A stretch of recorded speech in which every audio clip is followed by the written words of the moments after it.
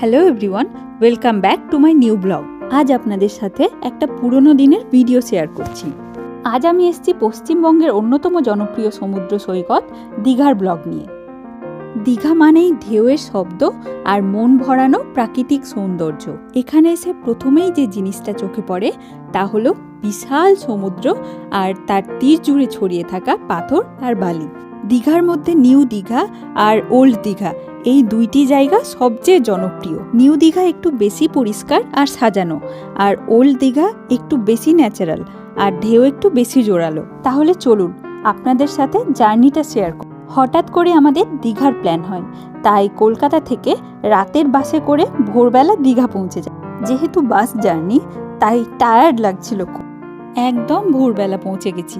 আমাদের হোটেলে check in তো 9টার দিকে, তাই ভাবলাম লাগেজটা হোটেলে রেখে একটু বিচের দিকে যাব।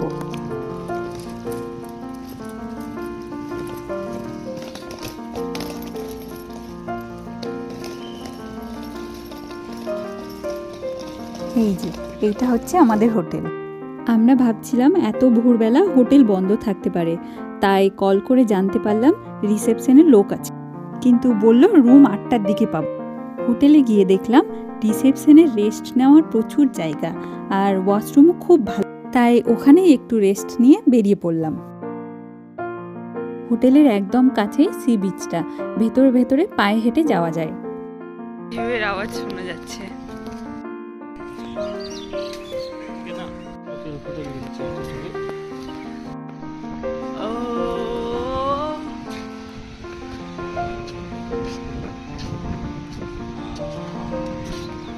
সূর্যটা উঠে গেছে, আমরা দেখতে পেলাম না।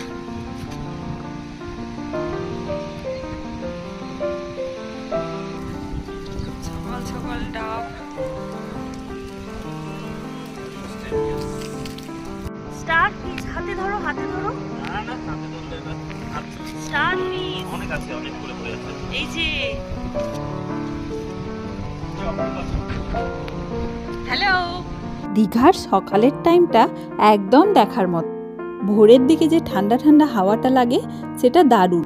সূর্যের জন্য আকাশটাও দেখতে খুব ভালো লাগে। কথায় যে আছে দীঘার আসল সৌন্দর্য দেখতে হলে সকাল সকাল বিচে যেতে হবে, কথাটা কিন্তু একদম ঠিক। ভোরের দিকে ভিড়ও কম থাকে, শান্তিমতো ঘোরা যায়, আর সমুদ্রের ঢেউয়ের শব্দও খুব ভালো করে শোনা যায়। বিচে পৌঁছে আমার মনে হচ্ছিল হোটেলে কেন বসে টাইমটা নষ্ট করলাম, আরও আগে আসতে হতো। আমি কিন্তু সকালে উঠতে একদম পছন্দ করি না, কিন্তু এখন থেকে আমি বলবো দীঘার আসল মজা নিতে হলে একদিন হলেও খুব ভোরে উঠে সমুদ্রের ধারে যেতে হবে। এবার আমরা যাচ্ছি হোটেলে, তার আগে একটু ম্যাগিও খেয়ে নিলাম।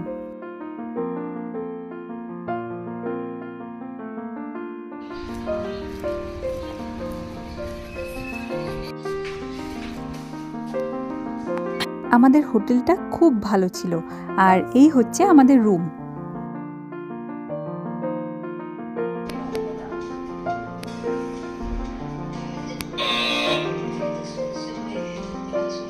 দুজনে মিলে কফি খেয়ে উপরে সুইমিং পুল আছে সেখানে যাব।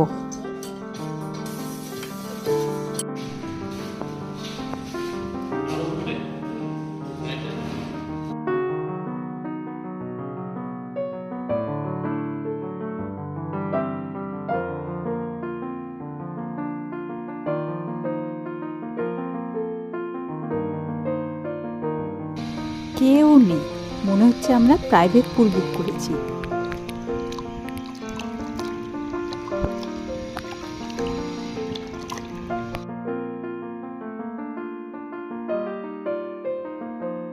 একদম সন্ধ্যের দিকে আমরা বেরোলাম। আমরা এখন যাচ্ছি ওল্ড দীঘা। সারাদিন এত রোদ ছিল, আমরা আর কোথাও বেরোইনি।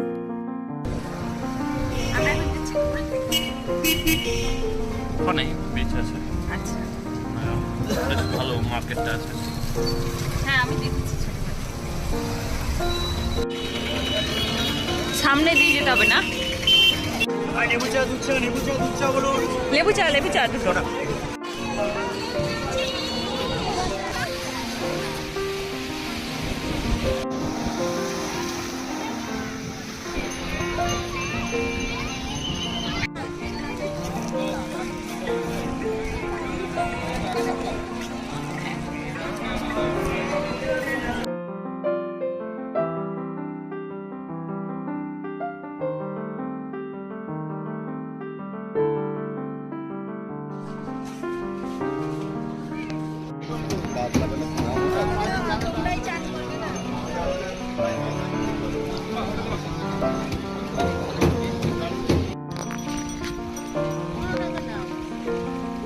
প্রচুর ঘোরাঘুরির পর এবার ফিরে এলাম হোটেলে।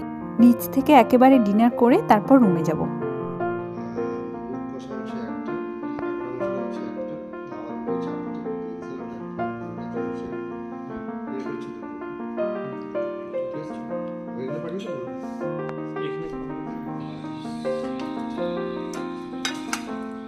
তোমার রুটি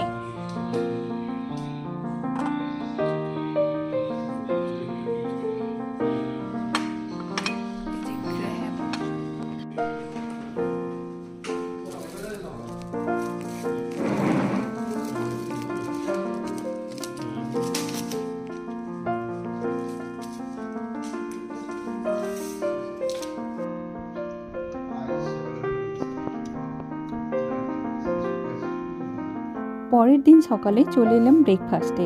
আমরা একদিন ছিলাম হোটেলে, কিন্তু পরের দিন সকালের ব্রেকফাস্টটা ইনক্লুড ছিল। ব্রেকফাস্ট করে আমরা বেরিয়ে পড়ব। সব রকমের ব্রেকফাস্ট ছিল, বাঙালি, তারপর ইংলিশ ব্রেকফাস্ট, সাউথ ইন্ডিয়ান, সব কিছুই ছিল।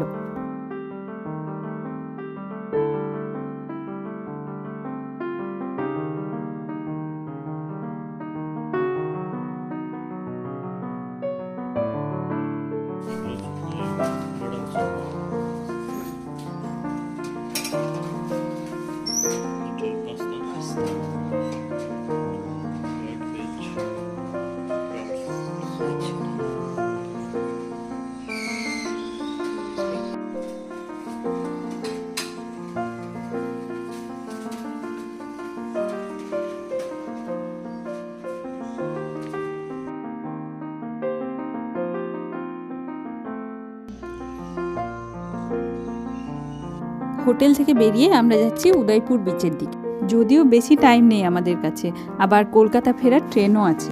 কিছুক্ষণ থেকে তারপর ফিরে আসবো।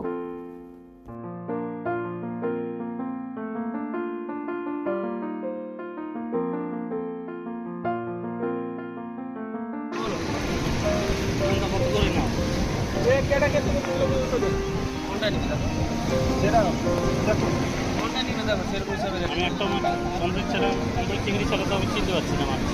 এই তো ভোলা আছে, চিংড়ি আছে, কাঁকড়া আছে, কাঁকড়া তো বুঝতে পারছি, ভোলা মাছ তো আছে। এটা ভোলা, এটা বড় আছে, এটা ছোট আছে। কোনটা কত? এগুলো হচ্ছে 200 করে, বড় মাছটা 30 টাকা। বাপরে। আমরা এবার বাড়ি যাচ্ছি। তাহলে আজকের ব্লগটা এখানেই শেষ করছি। ব্লগটা ভালো লাগলে একটা লাইক করে দেবেন, আর কমেন্ট সেকশনে জানাতে ভুলবেন না ব্লগটা কেমন লাগলো। চ্যানেলটা সাবস্ক্রাইব না করা থাকলে প্লিজ সাবস্ক্রাইব করে দেবেন। দেখা হবে নতুন একটা ব্লগ নিয়ে।